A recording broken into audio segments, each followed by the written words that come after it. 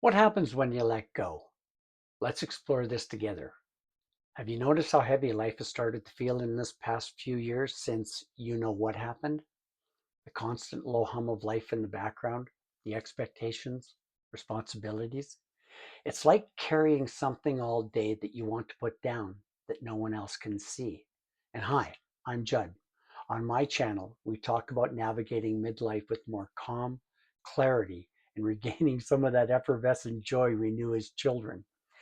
And if you stay with me to the end, I'll share a simple practice the Buddha taught that you can use in everyday life to bring yourself back to center whenever you start to feel life's pulling you into drama. There's an invisible load that we carry, and somewhere along the way, many of us started believing we had to hold it all together, be responsible, be strong, think ahead, prepare for what might go sideways, useful skills until they never turn off. Have you found that too? Sometimes we need a gentle reminder that we are spiritual beings having a human experience. And if you're willing, humor me for a moment. Is there anything that feels heavy in your life right now? You don't have to solve it. You don't even have to name it. Just notice. Letting go is not giving up. Most people hear letting go and think you stop caring, you quit, you walk away. Real letting go isn't about abandoning life. It's releasing that internal struggle with things you often cannot control anyway. So here's a question I've asked myself. What if in your life you are fighting reality about right now? A situation, another person, your past, maybe your own expectations. Just noticing this begins to loosen its grip. It's something that I'm reminded of that Wayne Dyer once said, when you change the way you look at things, the things you look at change. Most people carry pressure silently, providing, caring for others, fixing problems, anticipating the next fire to be put out, absorbing stress so others don't have to. Does this sound familiar? If this does, you're not alone. I would love to hear your thoughts in the comments if this rings true for you, because the human nervous system was never designed to run at the level that we're currently running at. It's no wonder anxiety is so prevalent in our everyday life these days. And if this hits close to home, you might ask, when was the last time I truly checked in? Not distracted, not numbed, but actually at ease. And no judgment if the answer is, I'm not sure or I don't remember. There's nothing wrong here. You're just overloaded. So, what actually happens when you let go? Something surprising. You don't fall apart. You don't lose your edge. You don't become passive. You become lighter, clearer, more present with what's actually in the here and now instead of lost in what might happen next. And often you respond more wisely, not less.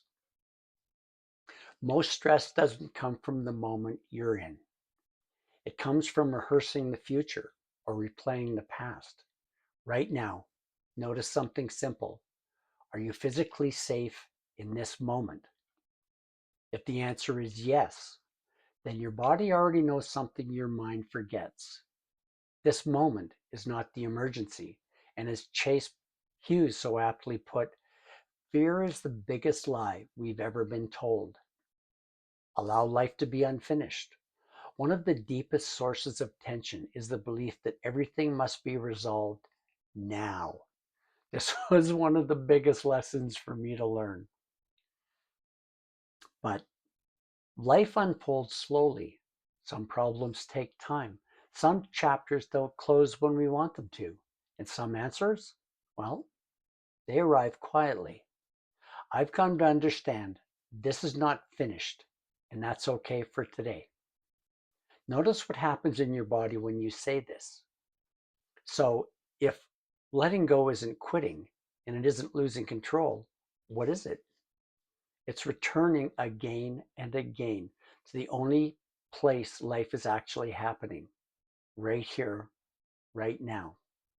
And this brings us to a simple practice the Buddha encouraged, one you can use anywhere.